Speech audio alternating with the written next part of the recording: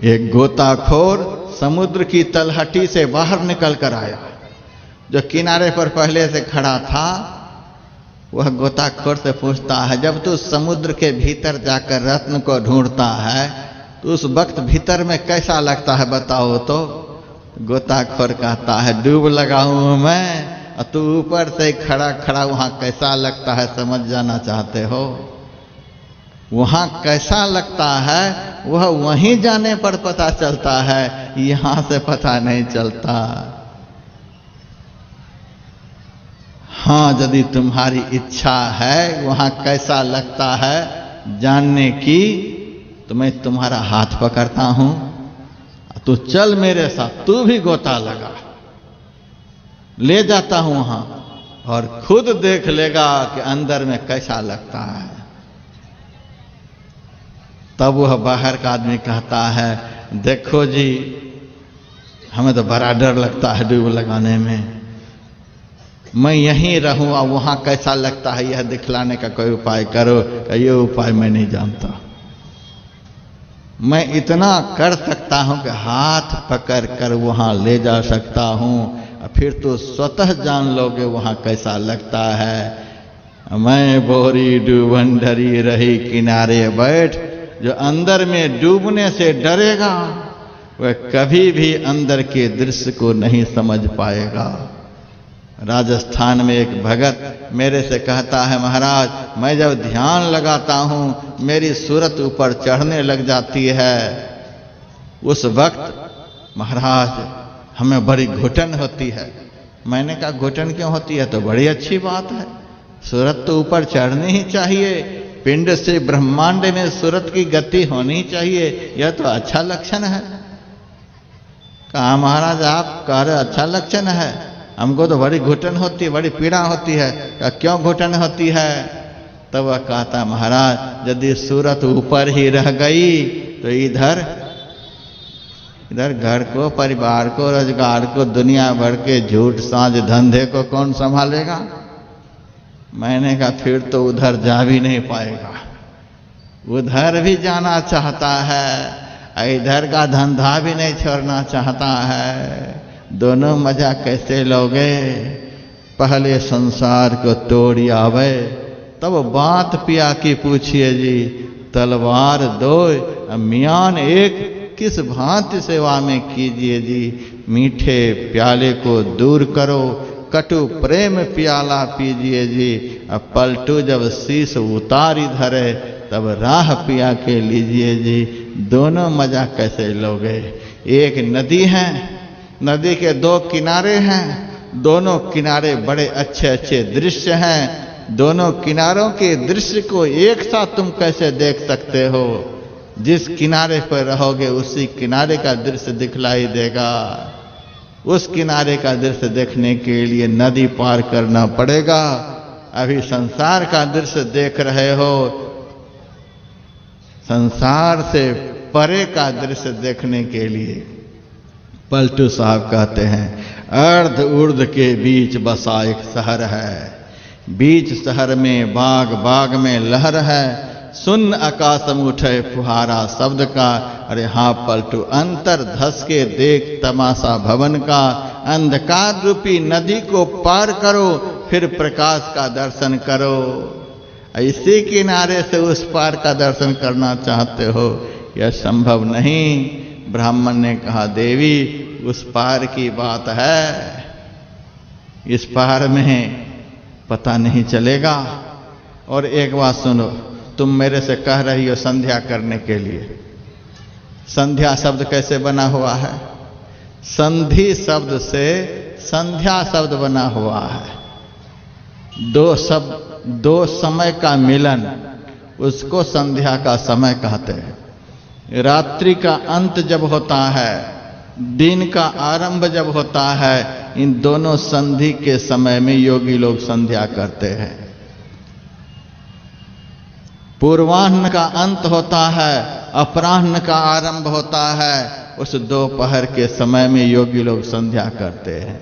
दो समय की संधि मिलाप। दिन का अंत होता है, रात्रि का आरंभ होता है, इन दोनों संधि के समय पर योगी लोग संध्या करते हैं।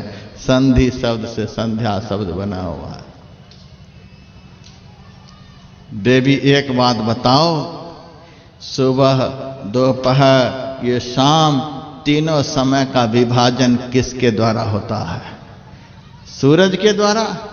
सूरज का जब उदय होता है तब दिन होता है, सूर्य जब मध्य में आता है तब मध्याह्न होता है, और सूर्य जब अस्ताचल में जाता है तब शाम हो जाती है। सूरज के कारण ही ये तीन समय होते हैं। तो योगी लोग 3 बार संध्या करते हैं। लेकिन मेरे विषय में पता है तुमको? कहा मुझे तो कुछ पता नहीं। कहा हमारे हृदय रूपी आकाश में, हृदयाकाशे चिदादित्य सदा भासति भासति नास्त में दिन चोदेति कथम संध्याम उपासम है। हमारे हृदय रूपी आकाश में चैतन्यमय सूर्य बराबर उगा ही रहता है। उसका न कभी उदय होता है न उसका कभी अस्त होता है। मैं संध्या कैसे करूं? सदा भासति भासति, वह प्रकाश कभी समाप्त होता ही नहीं, एक समान वह प्रकाश रहता है। 12 मास बुंद जहां बरसे, रैन दिवस वहां लखिन परे। दिन रात का पता ही नहीं चलता है। जब सूरज एक ही समान उगा हुआ है तो कैसे पता चलेगा दिन रात का? रात हो, चंद्रमा का उदय हो, तब तो रात्रि का पता चले। 12 मास बुंद जहां बरसे, रैन दिवस वहां लखिन परे। बिरला समुझ परे वही गलियन, बहुरिन प्राणी देह धरे। काया पैसी कर्म सब नासे, जरा मरण के संशय गए। निरंकार निर्गुण अविनाशी, 3 लोक में ज्योति बरे। अंधकार कभी होता ही नहीं कि दिन रात का विभाजन हो सके। सदा भासति भासति। हमारे परमाराध्य गुरुदेव एक दिन अपने सेवकों से कहा, चलो जी दिन हो गया, सत्संग का समय हो गया है। सेवकों ने कहा, सरकार अभी तो 12 बज रही है रात, कहते हैं दिन हो गया। कौन कहता है रात है? अब सेवक बारंबार कहे अभी 12 बज रही है रात, वह अभी अमावस्या की रात है, घोर अंधकार। और गुरुदेव कह रहे हैं कि दिन हो गया, चलो सत्संग शुरू करो। सरकार 12 बज रही है रात। मानने के लिए सेवक तैयार नहीं। तब आखिर में महर्षि संसेवी परमानंद जी महाराज से कहते, संसेवी जी आप बताइए दिन है कि रात है? तो वे तो उनके रहस्य को जानते थे। उन्होंने कहा, सरकार जो कहते हैं वही बात है। सेवक लोग बिगड़ गए इनके ऊपर। आप हाँ में हाँ मिलाते हैं, हाँ में हाँ मिला देंगे तो गुरु महाराज खुश हो जाएंगे। हाँ में हाँ नहीं मिला रहा हूं, गुरु महाराज जो बोल रहे हैं बिल्कुल सत्य है। जा सम्मुख या सूरज अमित अंधार है, ऐसा सूरज महान चंद हद पार है।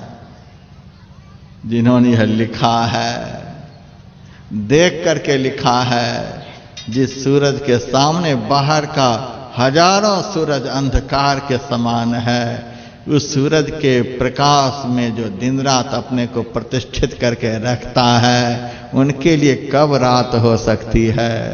वे तो दिन रात प्रकाश को देख रहा है, रात कहाँ दिखलाई पड़ती है? वे जो कह रहे बिल्कुल सत्य ही है। सांझ भोर दिन रैन कछु जाने नहीं, अरे हारे में ही बाहर जरबत रहे माही चेतन सही। बाहर से जड़ के समान दिखलाई देते हैं, भीतर से वह चैतन्याकाश की प्रचंड प्रकाश में प्रतिष्ठित हैं। उनको कहाँ रात का पता होता है? वो जो कर रहे शुरू कर दो। इसीलिए कभी कभी मैं आश्रम में देखता था 12 बजे स्तुति शुरू हो जाती थी। 12 बज रही है रात, जब कमरे में हमारा ख्याल जाता कि यह क्या हो रहा है, अभी तो रात के 12 बज रहे हैं, स्तुति हो रही है सुबह की। गुरु महाराज कुर्सी पर विराजमान हैं, सेवकगण स्तुति कर रहे हैं। क्या मौज उनकी थी। फिर कभी कभी कहते, देखो आज रविवार है, चलो सत्संग हॉल में। रविवार के दिन हॉल में जाकर सत्संग करते थे। सेवक कहते, सरकार आज मंगलवार है। कौन कहता है मंगलवार, आज रविवार है। अब सेवकगण बात मानने को तैयार नहीं। तब आखिर में महर्षि संसेवी परमहंस महाराज से कहते थे, आप संसेवी जी बताइए कौन सा दिन है। सरकार जो कहते हैं वही दिन है, आज रविवार ही है। अब सारे सेवक बिगड़ जाएं, हाँ में हाँ मिलाते हैं, नहीं नहीं आज रविवार ही है। रवि का अर्थ प्रकाश होता है जी। गुरु महाराज सदैव ज्ञान की अवस्था में रहते हैं, इनके लिए सब दिन रविवार ही है। फिर रविवार के दिन जब सेवक कहते चलिए गुरुदेव सत्संग में, तो गुरु महाराज कहते आज नहीं जाऊंगा। तो क्यों, आज मंगलवार है। जब रविवार सेवक कहे तो गुरु महाराज मंगलवार कहे। सेवक कहते कि सारी दुनिया के लोग हॉल में भरकर बैठे हुए हैं, आज रविवार है, छुट्टी का दिन है। गुरु महाराज कहते कौन कहता है आज मंगलवार, आज नहीं जाएंगे। अब सेवक एक तरफ, गुरु महाराज एक तरफ। फिर महर्षि संसेवी परमहंस को बुलाते, उनसे गुरु महाराज पूछते, अच्छा बताइए संसेवी जी कौन सा दिन है। सरकार जो कहते हैं वही दिन है। सब कहते आप हाँ में हाँ मिलाते हैं। कहा नहीं नहीं, सरकार कह रहे मंगलवार, मंगलवार ही है। कहा कैसे। कहा मंगल का अर्थ कल्याण होता है। जिन्होंने भजन के द्वारा आत्म प्रकाश को प्राप्त कर लिया, जिन्होंने भजन के द्वारा ब्रह्म प्रकाश का दर्शन कर लिया, उसका अमंगल खत्म हो गया।